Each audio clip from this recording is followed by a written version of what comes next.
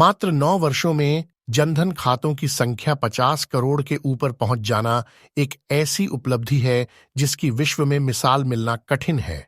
प्रधानमंत्री नरेंद्र मोदी की इस महत्वाकांक्षी योजना ने देश के आम लोगों, विशेष रूप से निर्धन वर्ग को न केवल आर्थिक रूप से सबल बनाया है, बल्कि उसे बचत करने की प्रेरणा भी प्रदान की है। शायद यही कारण है कि इस योजना की प्रशंसा विश्व बैंक और अंतर्राष्ट्रीय मुद्रा कोष ने भी की है। इस योजना ने वित्तीय समावेशन में कितना उल्लेखनीय योगदान दिया है, इसका अंदाजा इस तथ्य से लगाया जा सकता है कि जनधन खाता धारकों में 56% महिलाएं हैं और 67% खाते ग्रामीण और अर्ध शहरी क्षेत्रों में खोले गए हैं।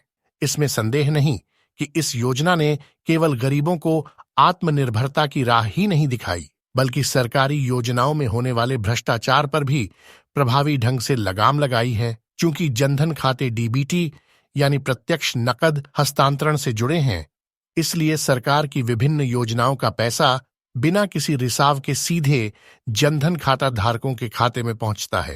पहले यह पैसा भ्रष्ट तत्वों की जेबों में चला जाता था।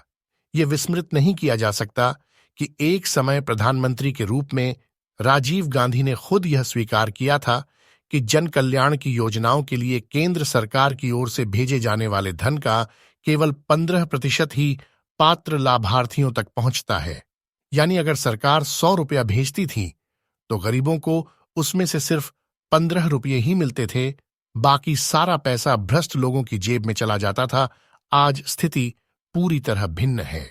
जनधन खातों और उनमें सीधे नकद हस्तांतरण ने न केवल जन कल्याण की योजनाओं में भ्रष्टाचार पर अंकुश लगाया है, बल्कि यह भी सुनिश्चित किया है कि इनका लाभ केवल पात्र व्यक्तियों को ही मिले। ऐसी योजनाओं के क्रियान्वयन में यह पारदर्शिता अनिवार्य भी है। जब यह योजना शुरू की गई थी तो विपक्ष के अनेक नेताओं और कुछ अर्थशास्त्रियों ने भी यह कहकर मोदी सरकार का उपहास उड़ाया था कि आखिर इन खातों में पैसा कहां से आएगा। स्पष्ट है कि वे पूरी तरह गलत साबित हुए। इन खातों में केवल जीवन ज्योति बीमा योजना, सुरक्षा बीमा योजना, मुद्रा योजना, अटल पेंशन योजना समेत अनेक योजनाओं का धन ही सीधे नकद हस्तांतरण के जरिए नहीं पहुंच रहा है, बल्कि जनधन खाता धारक अपनी कमाई का पैसा भी जमा कर रहे हैं। एक आंकड़े के अनुसार जनधन खातों में 2 लाख करोड़ रुपए से अधिक की राशि अब तक जमा हो चुकी है।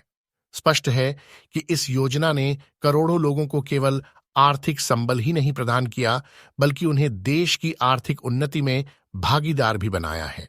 एक देश की समग्र आर्थिक उन्नति तभी होती है जब उसके प्रत्येक नागरिक और विशेष रूप से निर्धन वर्ग सबल समर्थ बनता है। आपकी इस विषय पर क्या राय है, हमें जरूर बताएं।